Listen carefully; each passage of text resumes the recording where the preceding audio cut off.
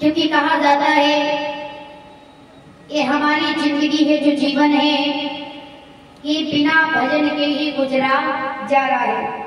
मैंने अपने जीवन में भगवान का भजन नहीं किया तो बाद में पछताते हैं कि बिना भजन की हमारी जिंदगी चली गई। क्योंकि जिंदगी की वैल्यू कब कम होती है महाराज? जिंदगी की वैल्यू हमें जब पता चलती है जब हमारी जिंदगी निकल जाती है। जीवन निकल गया तो जीने का ढंग आया, जब सुनना बुझ गई तो महफिल में रंग आया। ये मेरे भाई, इसीलिए कहा जाता है अगर इस जीवन की वैल्यू होती तो महाराज हम सभी लोग क्यों ना बैठ करके जीवन को कहते हैं जिंदगी की वैल्यू है, जीते जी नहीं कर पाते, जाने के उपरांत करते हैं। जाने के उपरांत जिंदगी की वैल्यू क्या? कुछ नहीं है महाराज।